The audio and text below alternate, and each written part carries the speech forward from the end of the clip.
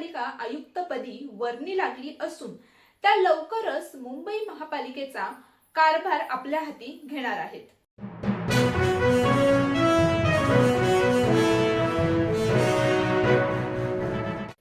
भोंदूबाबा अशोक खरातची गेल्या 5 तासांपासून SIT कडून चौकशी सुरू आहे।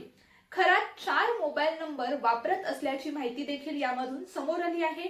एक नंबर फक्त VIP लोकांसाठी वापरत असे तर दुसरा नंबर हा विशेष काही भक्तांसाठी व महिलांसाठी वापरला जात असल्याची माहिती सूत्रांच्या आधारे समोर आली आहे।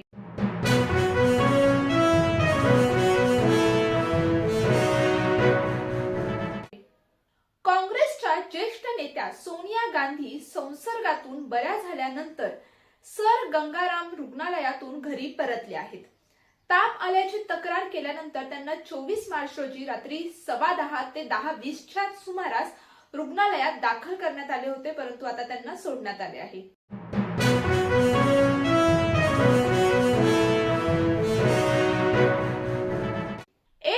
पासून ऑनलाईन व्यवहारांच्या सुरक्षतेबाबत मोठा बदल लागू होणार आहे। RBI ने नवीन नियम जारी केले असून यापुढे पेमेंट अधिक फायदेशीर आणि सुरक्षित होणार आहे। नियमानुसार आता कोणतेही ऑनलाईन व्यवहार पूर्ण करण्यासाठी 2 फॅक्टर व्हेरिएशन अनिवार्य असेल। याचाच अर्थ असा की फक्त एकच पासवर्ड किंवा एक पिन टाकून व्यवहार पूर्ण होणार नाही, तर 2 वेगवेगळ्या स्तरांवर तुमची ओळख पडताळणी केली जाईल।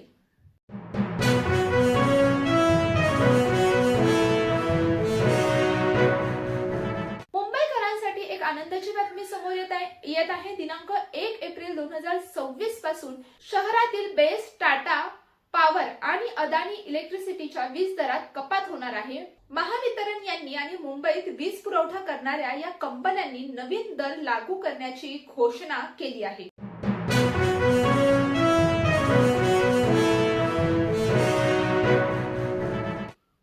पंतप्रधान नरेंद्र मोदी आणि अमित शहा यांच्या नेतृत्वात नक्षलवाद संपलाय। आसामच्या निवडणुका भाजपच जिंकणार, काँग्रेस निवडून येणार नाही हे जनतेलाही माहीत आहे। देशातील लोकांचा काँग्रेसवर विश्वास नाही असे देवेंद्र फडणवीस म्हणाले आहेत।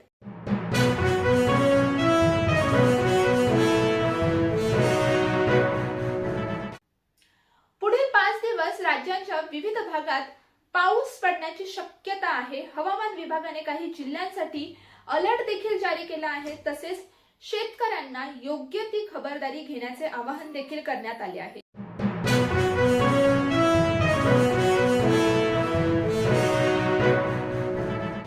शशिकांत शिंदे यांनी अवकाळी पावसामुळे झालेल्या नुकसानीबाबत सरकारवर टीका करत शेतकऱ्यांना अद्याप मदत न मिळाल्याचा आरोप देखील केला आहे। नॅशनल काँग्रेस पार्टी प्रदेशाध्यक्ष म्हणून बोलताना त्यांनी शेतकऱ्यांच्या प्रश्नांकडे दुर्लक्ष करत असल्याचे देखील सांगितले आहे।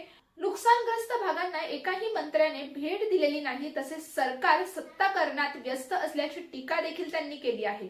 सातारा प्रकरणावर बोलताना चौकशी करून दोषींवर कारवाई करण्याची मागणी देखील त्यांनी यावेळेस केली आहे।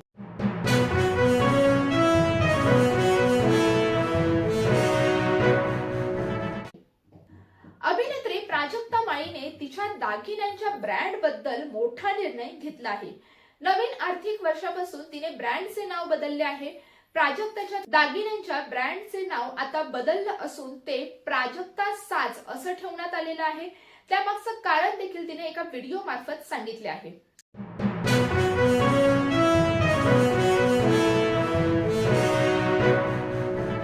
निर्मिती सावंत आगामी सुपर डुपर चित्रपटात ग्रामीण भूमिकेत दिसणार आहे। या भूमिकेसाठी त्यांनी खास तयारी देखील केली आहे। बोली भाषेचा अचूक लहेजा साधण्यासाठी त्यांनी मकरंद अनासपुरे यांचे मार्गदर्शन घेतले आहे। गावाकडच्या बाईची वास्तववादी भूमिका साकारण्यासाठी त्यांनी भाषेतील बारकावे समजून घेतले असून ट्रेलर मधील त्यांचा रांगडा अंदाज प्रेक्षकांच्या पसंतीस उतरतोय। सुपर डुपर हा चित्रपट 3 एप्रिल रोजी आपल्या सर्वांच्याच भेटीस येणार आहे।